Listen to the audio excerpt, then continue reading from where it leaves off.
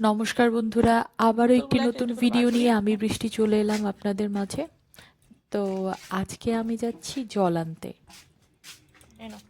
দেখতেই পাচ্ছেন জলের জারগুলো। অ্যাকচুয়ালি আপনারা বলতে পারেন যে বাড়িতে এসেও তো জল দিয়ে যায়। হ্যাঁ, বাড়িতে এসে জল দিলে এই মানে জারগুলোই নেয় 20-25 টাকা করে। আর আমরা যদি জল আনতে যাই, তো আমরা জলের কারখানা থেকে জল আনতে চাই, আমরা 10 টাকা করে জলের জার নিয়ে আসি, জল ভরে নিয়ে আসি। এই জারগুলো আমাদের কেনাই, 10 টাকা করে জল নিয়ে আসি। তো আমরা যাচ্ছি মধ্যমগ্রাম কোড়ায় জল আনতে, জলের কারখানা থেকে। আমি যাওয়ার পথে আপনাদের ভিউটা দেখাচ্ছি। মানে কোড়া এত সুন্দর একটা জায়গা, আমার যদি মন খারাপ থাকে তো আমি বলি জলে জল নিয়ে আসি। জল আনতে গেলে আমার মন ভালো হয়ে যায়। আশেপাশে ভীষণ সুন্দর, এখানে টাটকা শাকসবজি পাওয়া যায়। মাঝে মাঝে আমরা বাজার করতে আসি, এখানে মাছ, শাকসবজি, কাঁকড়া সব কিছু পাওয়া যায় এদিকে। মাঝে মাঝে বাজার করে নিয়ে যাই আমরা বেরোলে সকালে টিফিনটা খাই। আশেপাশের ভিউগুলো দেখো, এত সুন্দর, কি বলবো, পুরো মানে মুডটাই চেঞ্জ হয়ে যায়। আর এইসব জায়গায় মুসলিমরা বেশি থাকে। তো যেতে যেতে আমাদের মনে হলো এখানে একটা কয়লার ফ্যাক্টরি আছে।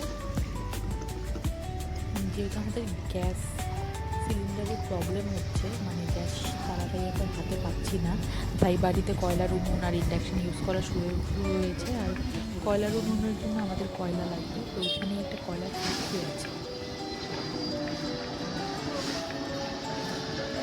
তো গাড়িটা থামিয়ে পেছনে একটা কয়লার ফ্যাক্টরি আছে, ওখানে আমার হাজব্যান্ড কথা বলতে গেল। নর্মালি আমরা বাজার থেকে 13 টাকা কিলো করে কয়লা কিনে নিয়ে আসি, যে গোল গোল কী বলে, বেশ আমার খেয়াল নেই। যাই হোক, তো এখানে আবার কয়লার কিলো ও এসে বললো 11 টাকা কিলো, মানে কিলোতে 2 টাকা কমাচ্ছে,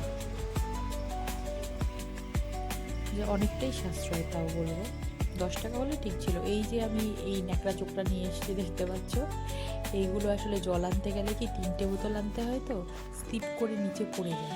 তাই যখন তয়লা ওড়না টোন্না দিয়ে পেঁচিয়ে আনি না, তখন আর স্লিপ করে না, সুবিধা হয় না, জার্কিংয়েও স্লিপ করে না।